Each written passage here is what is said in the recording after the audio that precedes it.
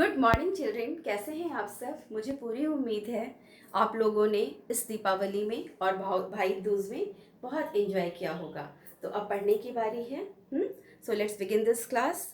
बच्चों, सबसे पहले हम लोग जानते हैं कि पिछले कुछ क्लासेस में हम लोगों ने क्या किया। तो पिछले कुछ क्लासेस में हम लोगों ने अनुस्वार और अनुनासिक के बारे में बातें करी थी। हमने बताया था आप लोगों को कि अनुस्वार जो होता है उसका साइन कुछ इस तरह का होता है और अनुनासिक का इस तरह का साइन होता है। ठीक है, चंद्र बिंदु इसको कहते हैं, चंद्र बिंदु कहते हैं। अनुस्वार को हम लोग इस तरह से लिखते हैं। और ये अनुस्वार का यूज हम लोग किसके लिए करते हैं? हमारे जो वर्णमाला में ये जो 5वें नंबर के जो अक्षर होते हैं, क ख ग घ अंगा, च छ ज झ इया, ट ठ ड ढ ण, त थ द ध न, प फ ब भ म, तो ये जो 5वें नंबर पे जो अक्षर लिखे हुए हैं, हम लोग उस वहाँ पर अनुनासिक और अनुस्वार का यूज करते हैं। हम लोगों ने ये जाना था, पिछले कुछ कक्षाओं में जाना था। ठीक है, उसके लिए हम लोग इधर इसका यूज करते हैं अनुस्वार का, या फिर अनुनासिक का यूज करते हैं। कई जगह पे चंद्र बिंदु का यूज होता है, कई जगह पे इस डॉट का यूज होता है, यानी कि अनुस्वार का यूज होता है। आज हम लोग बच्चों जानेंगे विसर्ग के बारे में। तो सबसे पहले विसर्ग के बारे में यह जानना जरूरी है कि विसर्ग का साइन कैसा होता है, चिन्ह कैसा होता है। तो ये जो 2 डॉट आप देख रहे हो ना, इसको ही विसर्ग का साइन कहते हैं। तो आज का हमारा लर्निंग ऑब्जेक्टिव है चिल्ड्रन, हम लोग विसर्ग मात्रा वाले अक्षर के बारे में जानेंगे, उसे लिखना और बोलना सीखेंगे, और दूसरा विसर्ग वाले शब्द का भी अभ्यास करेंगे। ठीक है बच्चों, तो लेट्स बिगिन। तो मैं आप लोगों को बता रही थी कि विसर्ग का साइन कुछ इस तरह से होता है। कोई भी अक्षर, जैसे मान लो मैंने ये क लिखा और इसमें मैंने ये विसर्ग के साइन को ऐड कर दिया। ठीक है, तो ये क्या बन गया? क, और इसमें मैंने ऐड किया क, क्या बना? क। आप लोग मेरे साथ बोलो, क क क बोलेंगे और हल्का सा ह बोलेंगे। ठीक है, क। और सब एक बात मैं आप लोगों को बताना बहुत ज़रूरी समझती हूँ कि इस विसर्ग साइन का यूज ज़्यादातर संस्कृत भाषा में होता है। हिंदी में इसका बहुत ही कम यूज़ होता है, फिर भी हम लोग बोलते हैं। बहुत कम लोग इसका इस्तेमाल करते हैं, लेकिन अभी भी बोला जाता है, क्योंकि कुछ शब्द हिंदी के ऐसे हैं जो संस्कृत से लिए गए हैं। आप लोग बड़े होगे तो और भी जानोगे। ठीक है, तो कुछ शब्द ऐसे होते हैं जो संस्कृत से लिए गए हैं, तो हम लोग उसके लिए विसर्ग के साइन का यूज़ करते हैं कुछ कुछ अक्षरों में। तो हम लोग अभी देख रहे थे कि जैसे मैंने क में अह की मात्रा लगाई तो क्या बना? क। अब मैंने ज में अह की मात्रा लगा दी तो क्या बनेगा? ज। फिर मैंने ये म में अह की मात्रा लगा दी, क्या बना? म। ठीक है, तो इसी तरह से किसी भी अक्षर में हम जब ये अह की मात्रा लगा देते हैं तो उसके साथ हम ऐसा बोलते हैं, म, च, ज, इस तरह से बोलते हैं। ठीक है, आई थिंक अब आप लोगों का ये किस तरह से उच्चारित करना है, इसको कैसे बोलना है, ये आप लोगों को समझ में आ गया होगा। ठीक है, हम लोग कुछ और अक्षरों में भी देखते हैं इसका यूज। क, क में मैंने लगाया क, ख। आप लोग मेरे साथ बोलोगे, ठीक है, मैं थोड़ा धीरे धीरे बोलूंगी सो दैट आप लोग भी बोल सको। वीडियो भी देखो और बोलो भी साथ साथ। क, ख, ग, घ। अंगा में कोई साइन नहीं लगेगा, कोई मात्रा का यूज नहीं होगा। अब तक आप लोगों ने लगभग 10 मात्राओं के बारे में जाना, फिर अनुस्वार और अनुनासिक के बारे में जाना। इतना तो आप लोगों को पता चल ही गया होगा कि अंगा और जिया, इया, इसमें कोई भी मात्राएं नहीं लगती हैं। इसमें हम मात्राएं नहीं लगाते हैं, इन दोनों में कोई भी मात्रा नहीं लगती है। ठीक है, तो च, छ, ज, छ, इया में कोई मात्रा नहीं लगेगी। आप लोग मेरे साथ बोलो, च, छ, ज, झ, इया में कोई मात्रा नहीं है ना। अब हम लोग आगे बढ़ते हैं। ट, ठ, ड, ढ, ण। न जब बोलेंगे तो थोड़ा टंग को हम लोग ऊपर की तरफ ले जाएंगे, ऐसे चालू। हाँ, तो ये हम लोग बोल रहे हैं न। ठीक है, उसके बाद त, थ, द, ध, न। इसमें भी मात्रा लगेगी, न में भी मात्रा लगेगी। ठीक है, इन दोनों में मात्राएं लगती हैं, बस ण, अंग और इया में मात्रा नहीं लगती है। तो बच्चों कई बार मैं देखती हूँ आप लोग जब त, ठ, ड, ढ, न और त, थ, द, ध, न में डिफ्रेंशिएट नहीं कर पाते हो। जैसे जहाँ थ लिखना है वहाँ ठ लिख देते हो, जहाँ ठ लिखना है वहाँ थ लिख देते हो। तो जब भी हम ठ, ये बोलने में हम लोग जब गलत करते हैं तो लिखने में भी हम लोगों से गलत हो जाता है। जब आप ठ बोलो तो टंग को थोड़ा ऊपर की तरफ ले जाओ, ठ। और जब थ बोलो तो टंग को दांत पे टच करो, टीथ पे टच करो, है ना। थ, त, थ, द, ध, न, ठ, ठ, ड, ढ, न। तो इस तरह से बोलेंगे तो लिखने में कभी मिस्टेक नहीं होगा, ठीक है।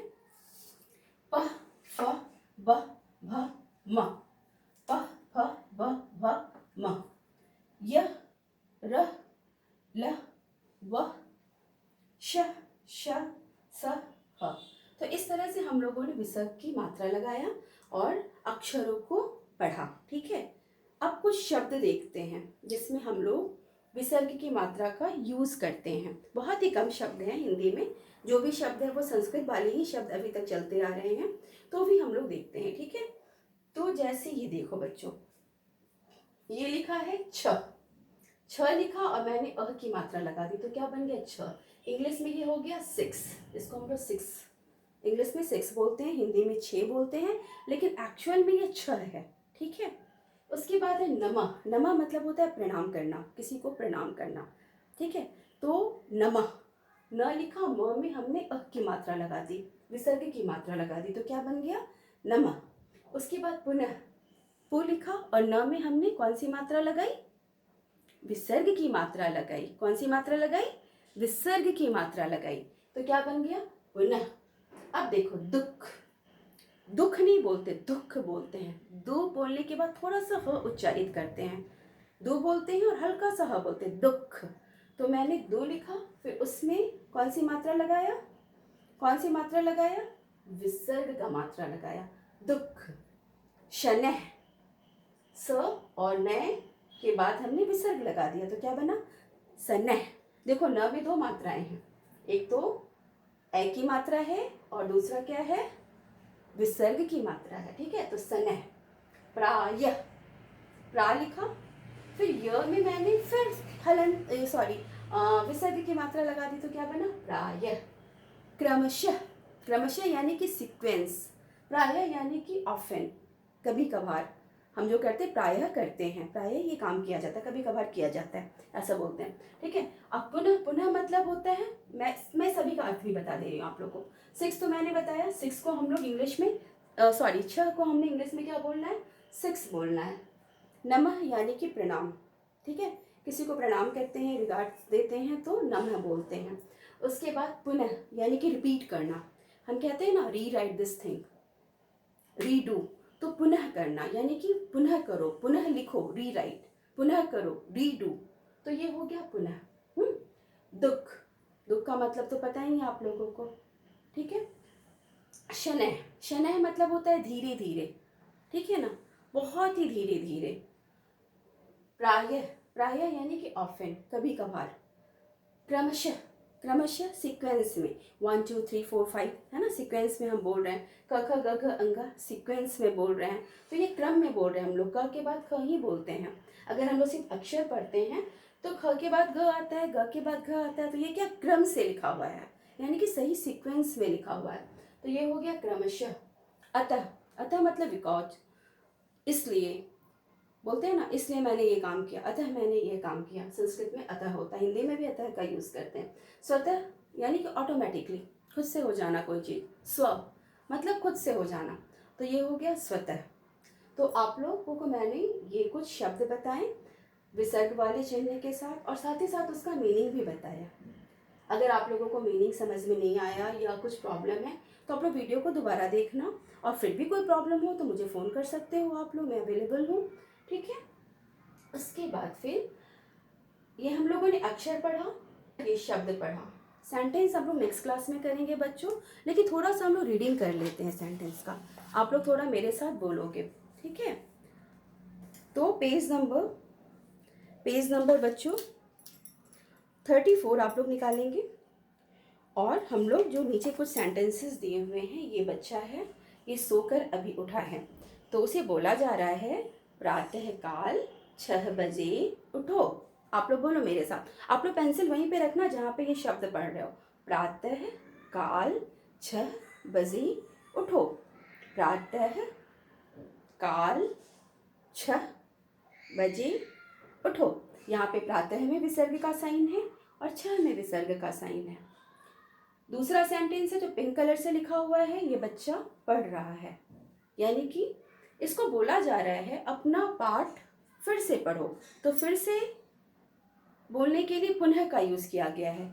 अपना पाठ पुनः पढ़ो, अपना पाठ पुनः पढ़ो। हो गया। अब हम देखो, ये बच्चे हैं अपने मम्मी पापा को प्रणाम कर रहे हैं, तो बोला जा रहा है माता पिता को नमः करो, माता पिता को नमः करो। ठीक है। लास्ट सेंटेंस है, आखिरी सेंटेंस है, शनः शनः आगे बढ़। शनः शनः यानी कि धीरे धीरे, स्लोली, धीरे धीरे आगे बढ़।